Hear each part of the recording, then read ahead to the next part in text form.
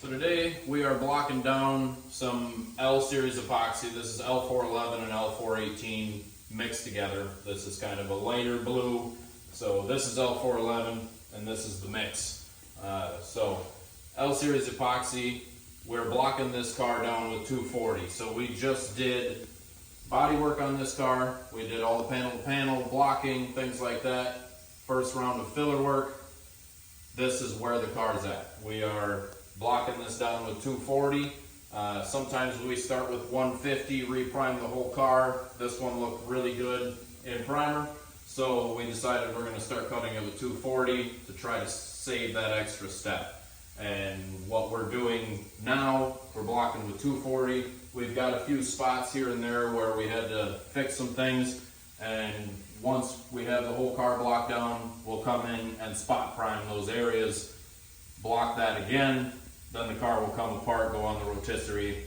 We get a lot of questions about what blocks to use where do I use an Ultraflex, where do I use a flex, where do I use a Hyperflex, round, where do I use a hard block, where do I use a foam block. So we're going to go over a lot of that in reference to a 69 Camaro. That this car, really nothing is actually flat. You know, this door looks flat, the fender looks flat, but everything has a bit of an arch to it, a bit of a hip to the fender. So a lot of flex blocks on a first gen Camaro. We're going to use a lot of 32-inch flex in this area, going from door into the fender all the way up to about here where this starts to curve down, and all the way back to this region or so where this starts to kick back out. And where that starts to kick back out, that's where we go to 18-inch Ultraflex, because we're coming in from a fairly straight panel, and right here we're starting to kick out. So you can see that forms to that shape very nicely. And this is a tricky area because this door is just about flat, and then almost immediately the quarter starts to kick out to get towards the wheel arch and that hip. 1-inch round set we use quite a bit in these areas, in this dish, up in this dish in the fender, into the door, especially right in this area where this quarter transitions from the door, starts wrapping up around to the deck lid. We're going to use a lot of this 1-inch flex block here, various different lengths. Up into here we might use a little longer one to get this roll. In this region we have quite a roll. It's kind of a line that fades into a roll and down. So we're going to use a lot of 12-inch Ultraflex in this direction, coming around this roll up into this curve. There's a lot of 12-inch Ultraflex happening in this region. Hood, top of fenders, places like that, I like to use the 24-inch flex. Panel to panel to the hood, up onto the hood, up onto the scoop. And then in certain areas on these cars we have drastic rolls, like this front filler panel, about halfway through it really starts to roll. So that's where the Hyperflex blocks come into play. And as you can see, that's why. As you come down this roll, this block is very flexible. So for tight rolls like this is a very extreme roll. This is the smallest block in the Hyperflex set, and it is super flexible. Polycarbonate on one side, foam on the other. So I can use this block and effortlessly shape it to that shape and block that shape out very easily. So in areas like this, on this car, there's a little bit of a lip around the taillight, and then there's a lip that kind of fills in the gap between the bumper when you look down in there.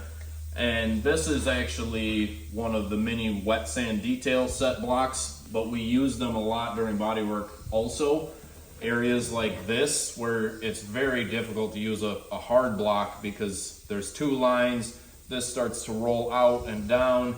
This area, we're going to use the mini wet sand detail kit, and we're going to use the foam side in areas like that. But areas like this where we want it nice and straight, that block fits in there almost perfectly. We can block that out very nice. All these little lines, little accent detail work, these work very well for that. The 18-inch flex is probably one of the most commonly used blocks on just about any car. Probably the most commonly used block that we use it on just about everything. You know, if we're coming through, I've got this all nice and straight, and I got a little spot here that I want to fix. That 18 is more than enough for that panel. So once we start picking our spots and our areas out, like even right up here where we've got some filler with that 18-inch flex, it's perfect for fixing those little spots when you don't necessarily need a 32-inch block at this point. It's already straight. So we're blocking on L series epoxy right now. This primer was sprayed about 5 days ago, and we've got most of this car blocked down, but we are using the linear sandpaper. So this is a ceramic sandpaper. It's very similar to Cubitron, or if you've ever used the purple 3M sandpaper, it's very similar to that, but it's in a sticky back, and it does outlast that by a little bit, but it's very long lasting. It stays very sharp for a long time. Being that the L series epoxies are an epoxy, and there's a big misconception about epoxies not sanding well, and some epoxies don't sand well. A lot of epoxies have a lot of vinyl in them, and they will gum up the paper immediately. L411 is a very slow primer. It is designed for this type of work, high build, minimal shrinkage. This is a 48-hour cure on this primer, but that being said, when it's cured, because it's such a slow primer, all the solvent escapes before this product is cured, where a lot of primers will be dry to the touch in an hour. They will skin and they will trap solvent.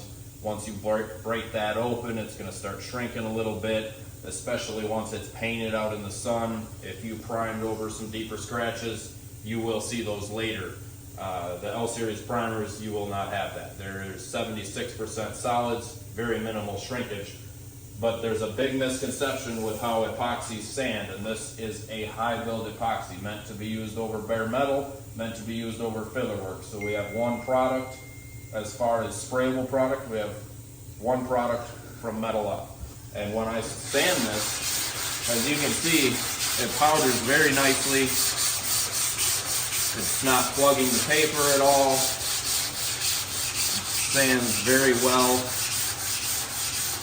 So if you've ever used VP 2050 or CRE, you know they have a bit of a skin to them where it seems like you have to kill a piece of sandpaper to kind of break it open and then change the paper and start blocking it after it's been opened up a little bit. Where the L series epoxies start powdering immediately and don't plug the paper. They sand very nice. It is an epoxy. It will not sand as nice as a 2K urethane, but you will not have all of the downfalls of a 2K urethane or a polyester. You have one bulletproof product from metal up. So back here we've got a few spots where we had to do a little filler work, a couple little ripples, waves, things like that. And when we block this down, as you can see, it's like a built-in guide coat. I've got a low spot right in here. You can see the huge shine and color difference. You can see every little bit of orange peel without even using a guide coat. From this point where this filler is, when we go to spot prime this car, I'll mask myself a window. I'll probably back tape this. I'll come out to here or so, have a nice little window down, because we don't want to be priming right up to a tape line. We want a nice soft edge to block out. But when we spot prime, we're going to spot prime this area, this area, this area. And then we're going to come in 240 those out, catch that up to where the rest of the car is in 240. Then we're going to guide coat it, block it all down with 320. Then this car will come apart, body on the rotisserie, all the suspension out, doors, fenders, everything off. We start working on jams, backsides, all that.